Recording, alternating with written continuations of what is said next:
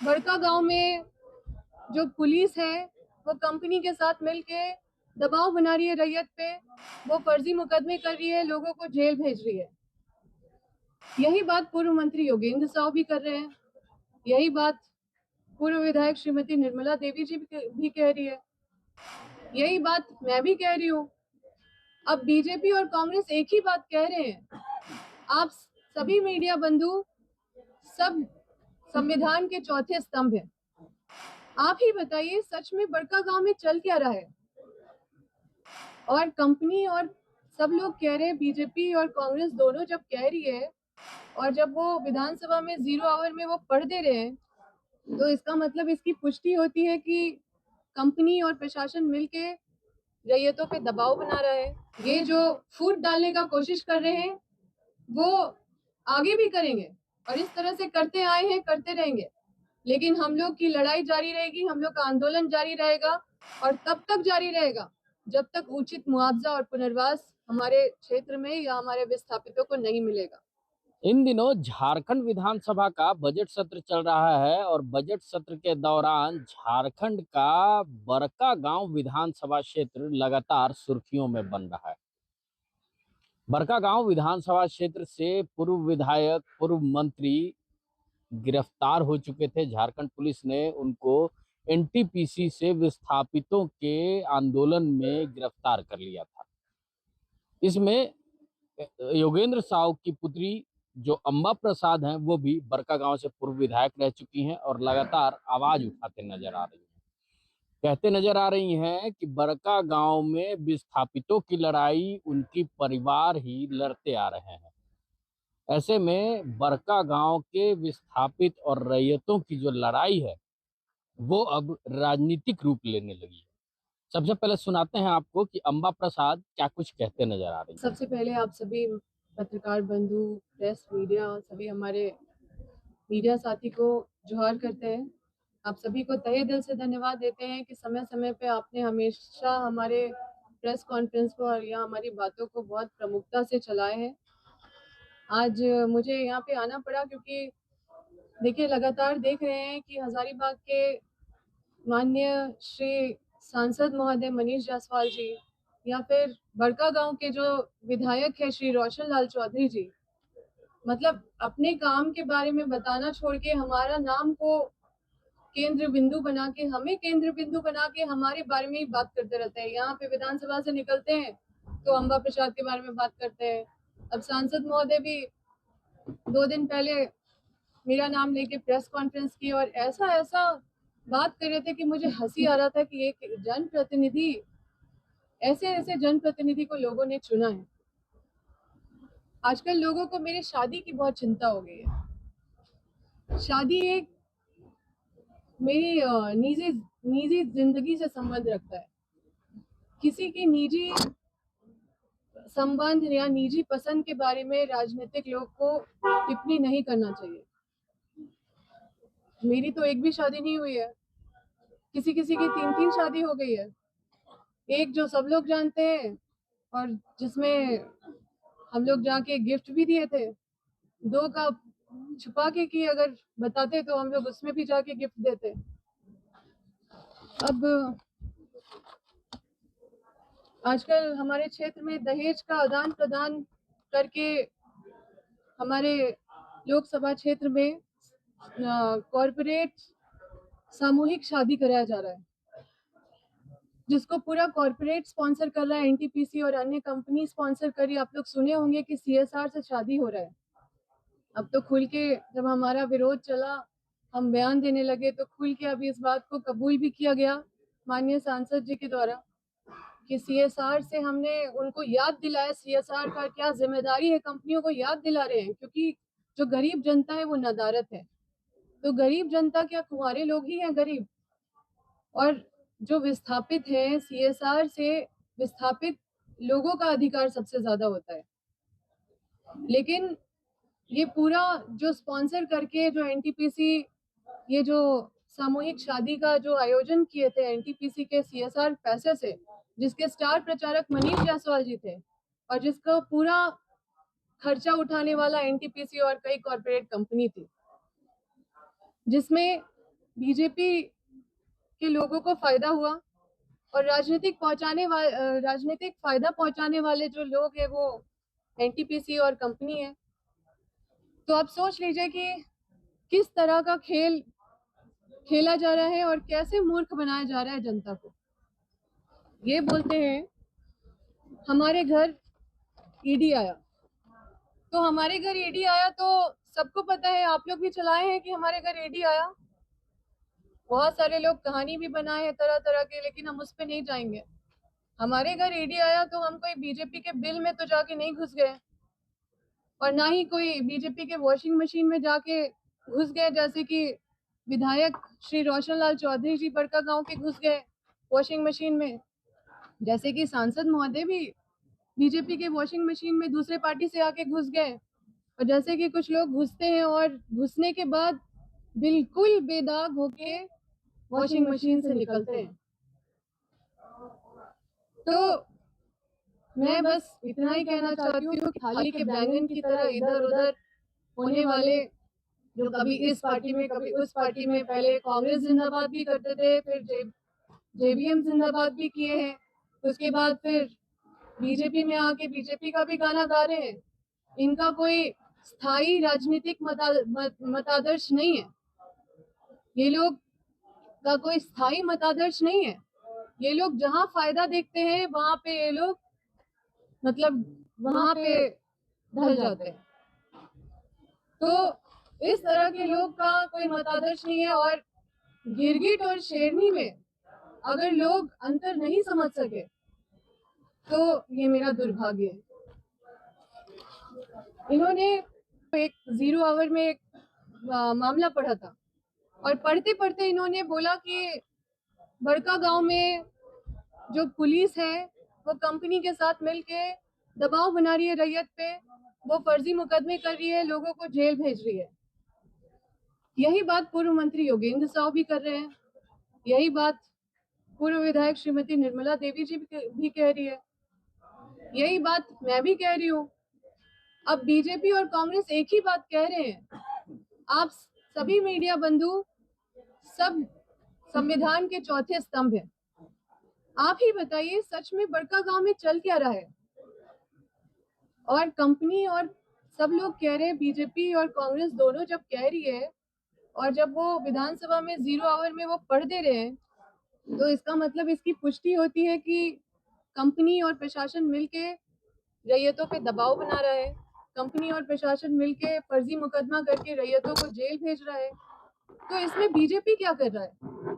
क्या बीजेपी सामूहिक विवाह की तरह, क्या सामूहिक आंदोलन मतलब सामूहिक शादी की तरह सामूहिक आंदोलन ये लोग कर रहे हैं?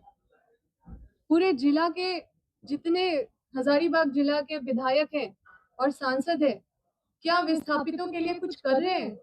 क्या एक दिन भी ये लोग आंदोलन किए, धरना किए? क्या ये लोग अपने आप को आंदोलनकारी कभी बोल सकते हैं, या कोई भी जनता इनको कभी आंदोलनकारी बोलेगी कि ये आंदोलनकारी है?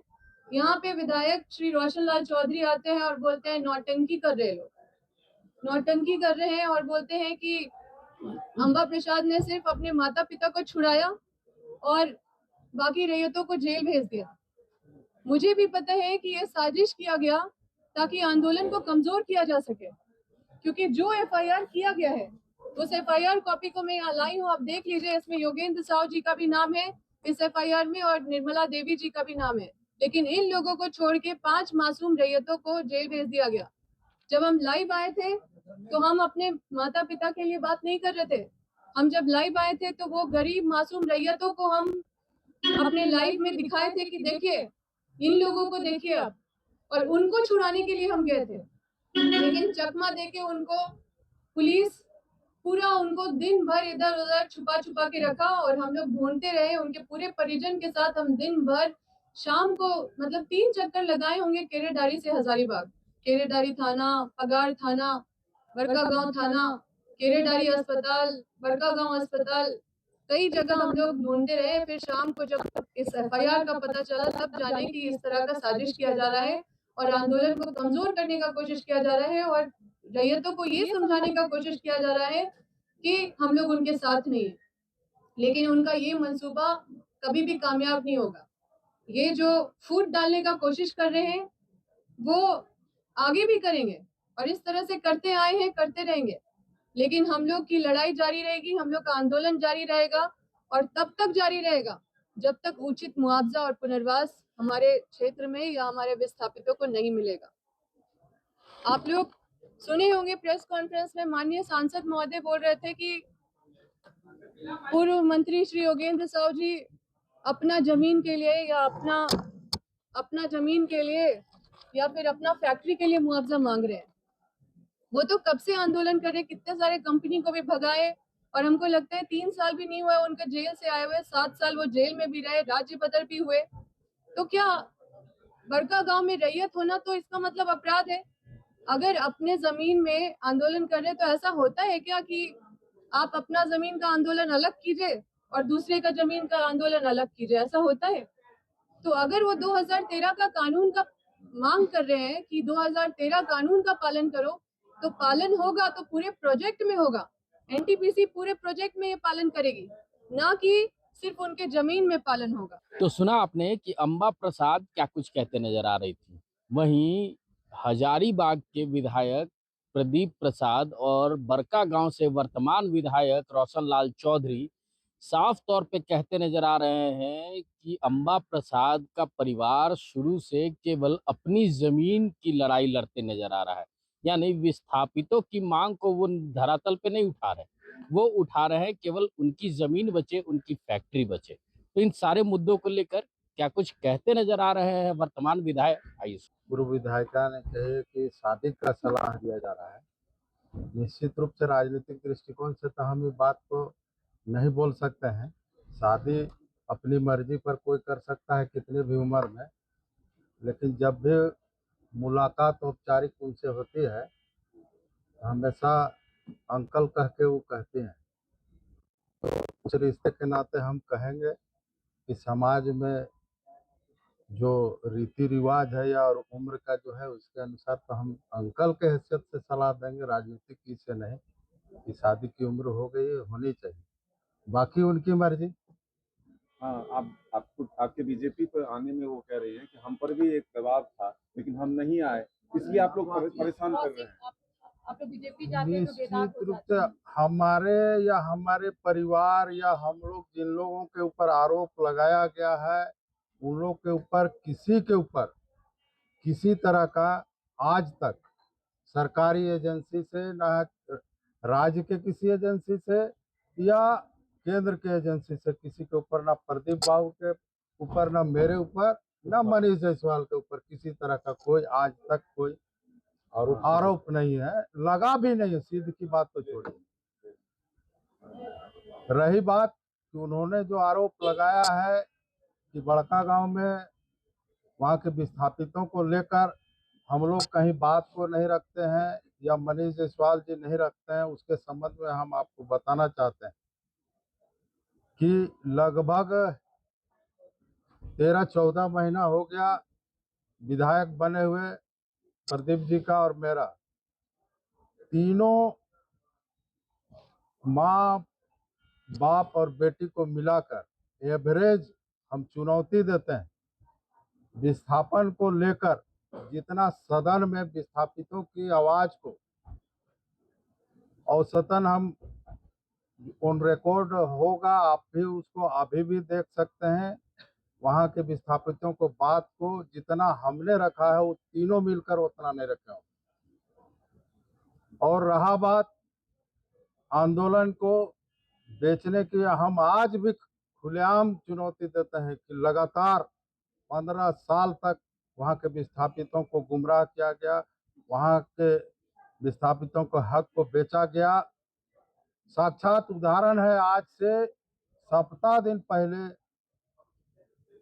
आंदोलन के नाम में झूठी गिरफ्तारी दी गई और दोनों पूर्व मंत्री और पूर्व विधायक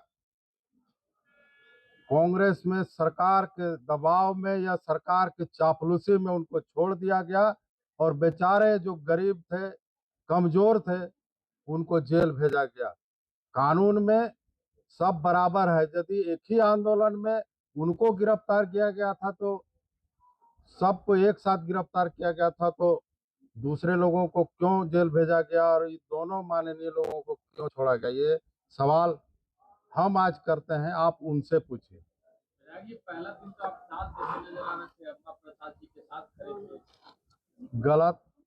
यही हम सभी मीडिया के साथियों से कहना चाहेंगे, उस दिन भी हम कहे थे और आज भी कर रहे हैं, विस्थापित के नाम से सही आंदोलन का हम आज भी समर्थन करते हैं। हम ये नहीं कहते कि हम जोगेंद्र साहब और निर्मला देवी के आंदोलन का समर्थन करते हैं। हमने उस समय भी कहा था कि इन लोगों का पुराना आदत है, यही अम्बा प्रसाद जीतने के बाद आंदोलन हुआ था, 3 महीना तक पूरा बड़का गांव का माइंस बंद था। उस समय जो जो लोग आंदोलन में आए उनके साथ जो लोग नौकरी करते थे उनको नौकरी से बैठा दिया गया और आज भी नौकरी से बैठे हुए हैं, और उस समय भी एक भी किसी को कोई फायदा नहीं मिला। और इनके आंदोलन के समय साथ आंदोलन करने वाले लगभग 25 से 30 आदमी को जेल भेजा गया, झूठा केस किया गया, और इनके ऊपर हम आज भी बता रहे हैं कि जो केस हुआ है झूठा है, अपने से करवाए हैं और सब इनका केस वापस होगा, ये हम आपको बताना चाहते हैं। सभी सांसद विधायक मिलकर उनके परिवार को टारगेट कर न हम टारगेट आज ऑन रिकॉर्ड आप भी देख सकते हैं कि हमसे पहले वो अब प्रेस में आपके पास आकर अपना बयान दी है, उसके बाद हम बयान दे रहे हैं। सिर्फ हम वो सवाल कर रहे हैं, उसका हम जवाब दे रहे हैं। नहीं वो हमारे टारगेट में ना वो थी कभी, ना आज भी नहीं है, कल भी नहीं है और कल भी नहीं रहेगी, लेकिन वो सवाल करेगी तो उसका जवाब हम जरूर देंगे और पुरजोर तरीके से देंगे। हम लोग पास या किसी के पास उतना समय नहीं है कि उनको शादी का सलाह दे या उनके पीछे समय बर्बाद करे। अपने आप को मीडिया के बीच में आने के लिए तरह तरह का प्रोपगंडा करना इन लोगों का खानदानी पेशा है। उन्होंने अभी मैंने सुना बोल रही है कि हजारीबाग के विधायक आंदोलन नहीं करते। हम लोग झूठ मूठ कर आंदोलन करके कंपनियों को बरगला के पैसा ऐंठने का काम नहीं करते। इनका शुरू से खानदानी पेशा है। ये खानदान के पूरे पीढ़ी चला आ रहा है कि कंपनी को कैसे बरगलाएं और किस तरह से जनता को दुख पहुंचाएं, जनता को कैसे कम से कम मुआवजा मिले। आज हजारीबाग में और बड़का गांव में इन्होंने जो भी आंदोलन किया उसका हर्ष किया हुआ, ये जरा उनसे पूछिएगा किस आंदोलन से जनता को क्या फायदा हुआ, किस जनता को कितना फायदा दिलाया। इधर आंदोलन करते हैं, दूसरे दरवाजे से कंपनी से मिलते हैं, कंपनी से पैसा लेते हैं और जाके आंदोलन रोकते हैं। ये इनका मीडिया बंधु भी जानते होंगे, इनका पुराना पेशा है और इसलिए जनता इनको अपने दिलों से नकार चुकी है और जनता के बीच में कभी आने वाले नहीं है। तो इस तरह का मीडिया के बीच में आना, मेरे को शादी का सलाह देते हैं, अरे अगर कोई दिया तो मत लो ना, आपको लेने की क्या जरूरत है। शादी का सलाह देते हैं या करते हैं, इसके लिए मीडिया बना हुआ। कैसे विकास होगा झारखंड का, उसमें अगर कुछ है तो आप बताइए। कह रहे हैं कि वो आप लोग सलाह देते हैं उनको कि अपनी जमीन की लड़ाई नहीं लड़ते हैं। कह रहे हैं कि हम अपनी भी लड़ाई लड़ रहे हैं और जो वहाँ विस्थापित है उसकी भी लड़ाई लड़ रहे हैं। आप ये अलग से क्यों कहते हैं? इनके परिवार को पिछले कई वर्षों से बड़का गांव के जनता को गुमराह किया, परिवार के लोगों को जो रवैया रहा वहां की जनता ने इनको नकार दिया है। और अगर जनता के बीच में अभी भी वक्त है कि जाए बढ़िया से काम करें, अच्छे मन से काम करें, पैसा को छोड़ के काम करें, तो आने वाले दिन में इनको फायदा होगा। सांसद पर सीएसआर फंड से कोई शादी का कोई काम नहीं हुआ है और न कोई सीएसआर फंड का कोई घोटाला हुआ है। एक चीज और भी कह रहे थे मान की सांसद जी दहेज लेते हैं, दहेज लेने के लिए ये कर रहे हैं, लेकिन सांसद जी ने क्लियर किया था, मनीष जायसवाल जी ने, कि दहेज लेना अपराध है, दहेज देना अपराध नहीं है। उन्होंने ये जो इस बात को कहा था उन बात को घुमा के कर रहे हैं। उन्होंने बात को कहा था कि अगर इनकी भी शादी होगी और इनका भाई भी कोई गिफ्ट देना चाहेगा तो दहेज की संज्ञा में नहीं आएगा, संज्ञा में भाई भी दे सकता है। इन बातों को घुमाना, मीडिया में आना, झूठ मूठ का बात को प्रचार प्रसार करना, ये सरासर गलत है। अभी मुआवजा कैसे ज्यादा मिलेगा, कंपनियों से कैसे लोगों को राहत मिलेगी, उसके लिए माननीय हमारे विधायक रोशन लाल चौधरी जी संघर्ष कर रहे हैं और आने वाले दिन में बड़का गांव की जनता को इसका फल भी मिलेगा। आज भी उठाए निश्चित रूप से सीएसआर फंड में सामुदायिक के लिए किया गया है वो, और सार्वजनिक जो लिए हैं पैसा सार्वजनिक रूप से प्रेस कॉन्फ्रेंस करके माननीय सांसद जी ने सार्वजनिक किया है। कोई छिपने छिपाने की बात नहीं। जो भी कंपनियां किस मकसद से दी है वो सार्वजनिक है पब्लिक डोमेन में है, वो देखा जा सकता है। तो सुना आपने कि एक तरफ पूर्व विधायक अंबा प्रसाद और दूसरी तरफ वर्तमान विधायक रोशन लाल चौधरी क्या कुछ कहते नजर आ रहे थे। वहीं उनका साथ देते नजर आ रहे थे हजारीबाग के वर्तमान विधायक प्रदीप प्रसाद। तो ऐसे में अब झारखंड का बड़कागांव विधानसभा क्षेत्र का विस्थापितों का मामला राजनीतिक रूप लेने लगा है और राजनीतिक वाद प्रतिवाद जबरदस्त देखने को मिल रहा है। अब देखना होगा कि झारखंड के बड़कागांव में एनटीपीसी द्वारा जो जमीन अधिग्रहण किए गए थे उनके विस्थापितों की असली लड़ाई कौन लड़ रहा है और इसमें विस्थापितों को कितना लाभ मिल रहा है, ये देखने वाली बात होगी। ऐसे ही तमाम खबरों के साथ जुड़े रहने के लिए हमारे चैनल को लाइक एंड सब्सक्राइब जरूर करें। अमित कुमार, माई पीडीएस समाचार, रांची।